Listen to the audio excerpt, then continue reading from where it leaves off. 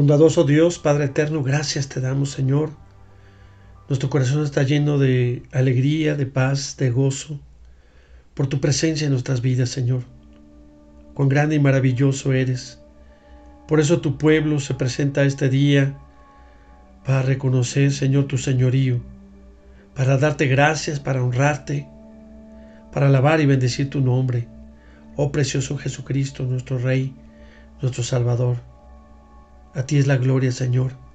Bendito Espíritu Santo que estás en este lugar. Permítenos, Señor, disfrutar tu presencia. Permítenos ser redarguidos y también confrontados con amor, como siempre, como un Padre amoroso que guía a su Hijo, Señor, por las sendas de justicia y de amor.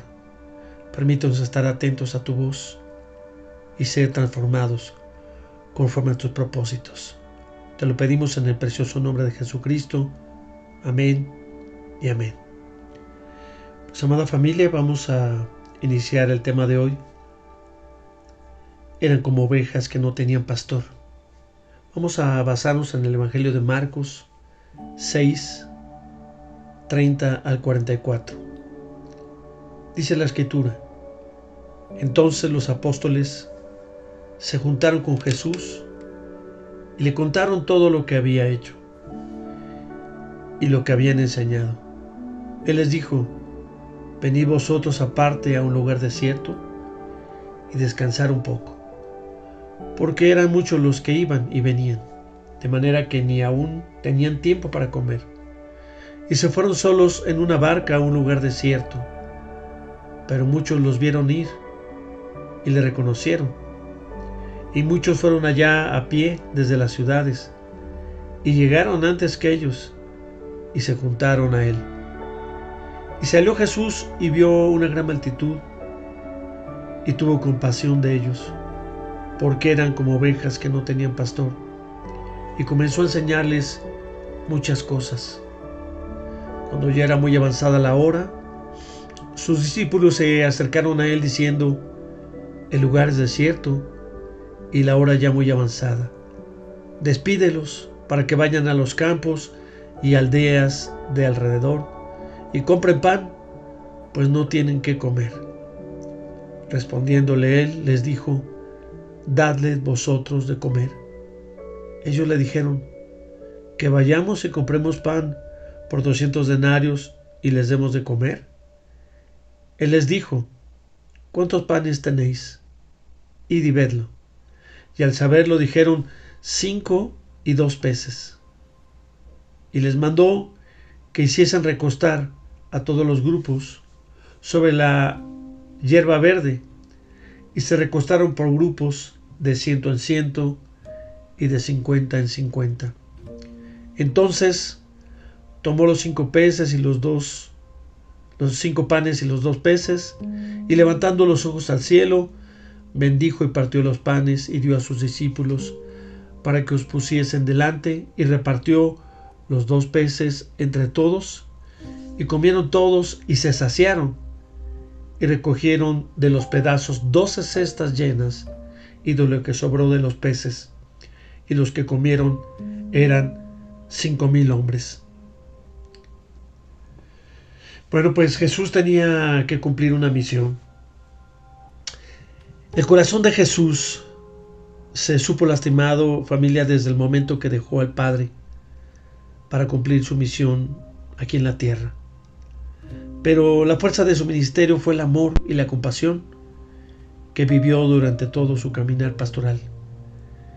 Es decir, que el corazón de Jesús se dejó herir, turbar, desconcertar y cimbrar al mirar nuestra miseria, nuestro deambular sin sentido. Pero su amor fue el motor que lo hizo ser responsable del cuidado de sus ovejas. Aquí en Marcos 6, 30, 44, pues vemos que había una necesidad, que la gente lo buscaba. Muchos pensarían por el alimento, pero había una necesidad real, espiritual. El relato tiene un sentido teológico que trataré de explicar. En ocasiones, pues la teología es incomprendida porque no marca coherencia con la lógica histórica. Por ejemplo, surgen varias preguntas. ¿Por qué los discípulos tienen más importancia que el pueblo?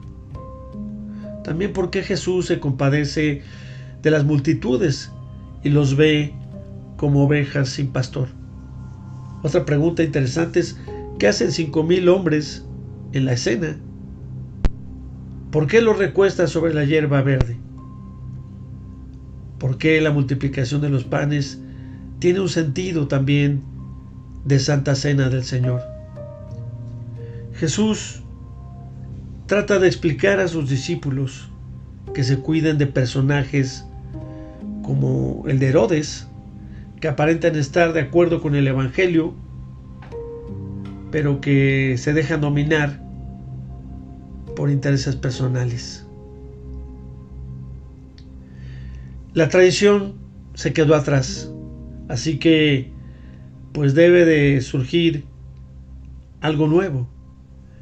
Las masas con fines políticos han quedado atrás.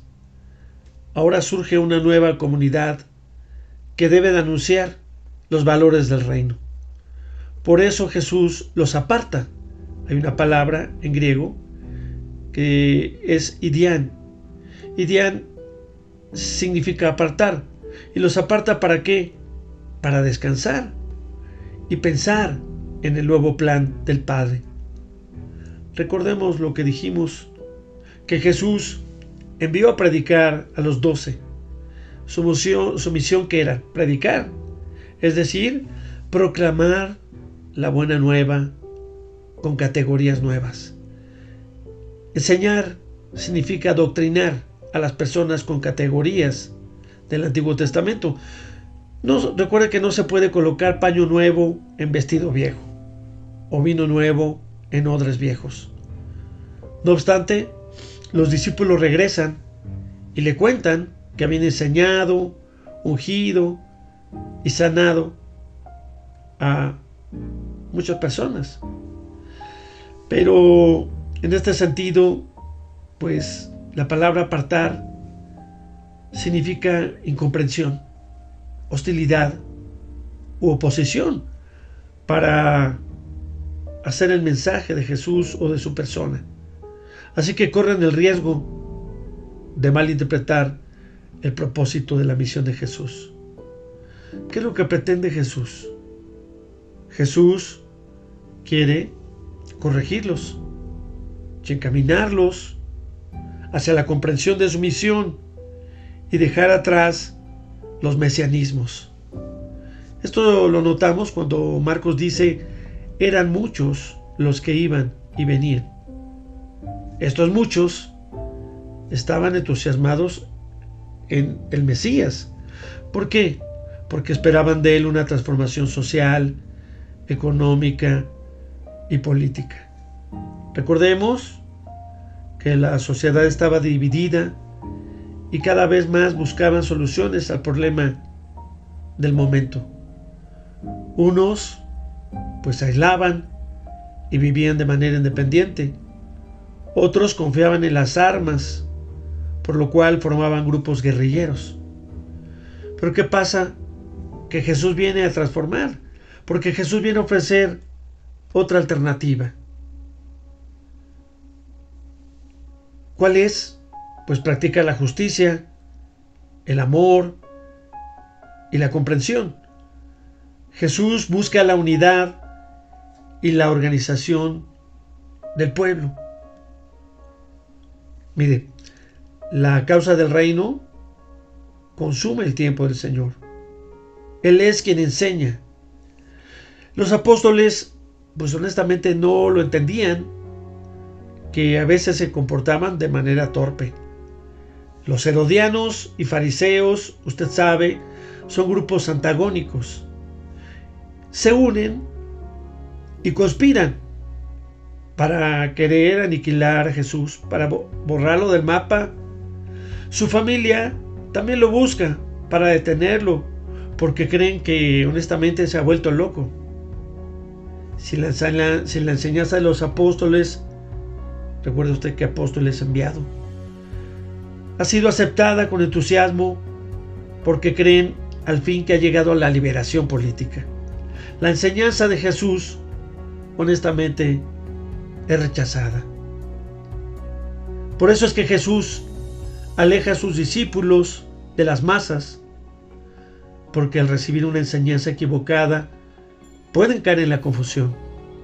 Las masas ven a Jesús como ese Mesías político, el caudillo que lo liberará del imperio romano. Recuerde que a lo largo de la historia de la iglesia, pues se ha corrido el riesgo de manipular el mensaje de Jesús para atender únicamente a intereses personales o ideológicos. Así que, pues Jesús lo que le interesa es que los discípulos entiendan cuál es verdaderamente la enseñanza y cuál va a ser el proyecto en el cual deberán continuar. Por eso hay una palabra, ¿verdad?, que dice aquí desembarcar. Cuando desembarcó, dice, vio a una gran multitud como ovejas sin pastor. Debemos de notar aquí algo muy importante. Marcos escribe en singular. Vio. No dice vieron. ¿Por qué? Porque, bueno, los discípulos se quedan en la barca. Permanecen callados. Porque pues no es el turno de hablar de ellos. Dice que Jesús tuvo compasión. Y sabe usted, la compasión solamente proviene de Dios.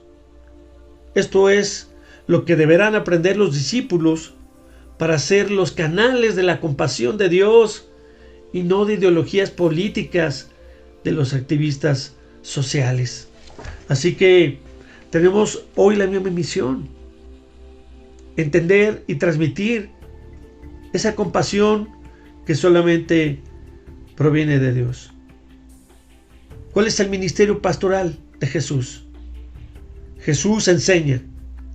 Cuando comparte el pan y los peces, que la generosidad, pues sabemos que es un acto de compasión, y cuando se da así, alcanza para todos, porque Dios siempre multiplica la bendición. Por eso, debemos de dar gracias siempre por los alimentos, ya que es una gracia, es una bendición la que recibimos cada vez que tenemos un alimento en la mesa. Aquí, familia, Jesús asume el ministerio de pastor. Desde ese momento, Él es el verdadero pastor de su pueblo. La pregunta es, ¿qué elementos usa Jesús como pastor? Los elementos que Él utiliza es el amor. Y a través del amor, perdonar, sanar, incluir, reconciliar, compartir. Eso es lo que no hacían los pastores de Israel, y muchos en estos tiempos tampoco lo hacen. Hoy, tristemente, los pastores pues buscan más su beneficio personal, porque dentro de su corazón se anida la venganza, el rencor, la exclusión, la ingratitud, la avaricia y la muerte, es decir, el pecado. Así que pregunto, ¿cómo pastorear con un corazón deformado por el pecado y sin vivir la regeneración? Jesús es el verdadero pastor. Vemos que los pastores se alimentan del pueblo. En cambio, Jesús es alimento para el pueblo. Jesús no solo será pastor para sus ovejas, sino pasto fresco. Y esto nos recuerda, ¿verdad? Jesús es mi pastor, no faltará, o nada me faltará, y me llevará por pastos delicados, por pastos frescos. Jesús es ese pasto, es nuestro alimento. Jesús no sacrifica la vida de sus ovejas. Él se sacrifica por las ovejas. Él da la vida. Dice, a mí nadie me quita la vida, yo la doy por voluntad. ¿Por qué?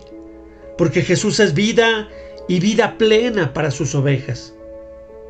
Un pastor que no cuida la salud y la vida espiritual de las ovejas, antes busca sus propios beneficios y privilegios, no es un pastor, sino es un ladrón. Entonces, ¿cómo ver la autenticidad de quien asume la posición de pastor? Sabemos que en estos tiempos hay muchos pastores o pseudo pastores. ¿Cómo distinguir entre un pastor y un ladrón de ovejas? El pastor cuida del rebaño, porque dice que en lugares de delicados pastos me hará descansar. Jesús le pide a estas 5,000 personas que están ahí que hagan grupos de 100 y grupos de 50. Y Jesús le pide que se recuesten en la hierba verde, haciendo memoria también al Salmo 23. Es muy importante y delicado llamarse pastor del pueblo de Dios. No podemos dar de comer a la grey con una mentalidad que brota de la lógica económica. Ustedes que han anunciado un mesianismo, le dice a los discípulos, denles de comer. Ellos creían que Jesús los estaba enviando por comida. No, Jesús le estaba diciendo, ustedes denles de comer, ustedes sírvanles. Y les pide que se recuesten. Así que en esos momentos, cuando ven que estaba el pan y los peces, el Señor Jesús toma el pan en sus manos, levanta su mirada al cielo, da gracias al Padre y lo parte y luego lo da para que lo repartan. Así hacían los padres de familia judíos. Jesús no solo es pastor, es Padre que alimenta para vida eterna. Él es el pan de vida. ¿Cómo ver esta autenticidad de quien asume la opción pastoral? Sencillamente, familia, por sus frutos los conoceréis. Cuando ama, perdona, procura la salud integral, restaura, es incluyente, es amoroso. Honestamente, qué gran desafío tenemos los pastores. Evitar los discursos sofisticados, rechazar las normas complicadas y dominadoras de conciencias, objetar la manipulación del miedo y las amenazas. Que la predicación del pastor invite a la compasión por encima de todo interés personal. Amados hermanos, familia, la misión a los que nos llama Jesús no se fue sencillamente fundada en proyectos y programas utilitaristas. La misión que Jesús nos encomienda no admite artimañas ni estrategias personales. Es decir, la lógica del Evangelio no tiene que ver con argumentos que convenzan, sino en acción, en la praxis. Esto es, en perdonar, amar, sanar, incluir y compartir. Amada Iglesia Shalom, debemos estar atentos a la voz del pastor, de pastores, y escuchar su voz y seguirlo. Pero también es necesario obedecer a nuestros pastores a través de la palabra de Dios. Amado Padre, míranos como pastor y ten compasión de nosotros. Que nuestro corazón se asemeje al tuyo para pastorearnos unos a otros. Haznos compasivos y generosos. Que como iglesia abramos nuestro corazón para hospedar al necesitado, para ser esperanza a los desesperanzados. Que nuestro corazón, como tierra fecunda, se abra a tu palabra, que es semilla de vida y de vida eterna. Te pedimos que como estos días envíes tu sol, pero también envíes tu lluvia para que germine y dé fruto tu palabra. Amado Padre, permítenos amar como tu Hijo Jesús nos amó. Dios les bendiga, familia. Shalom.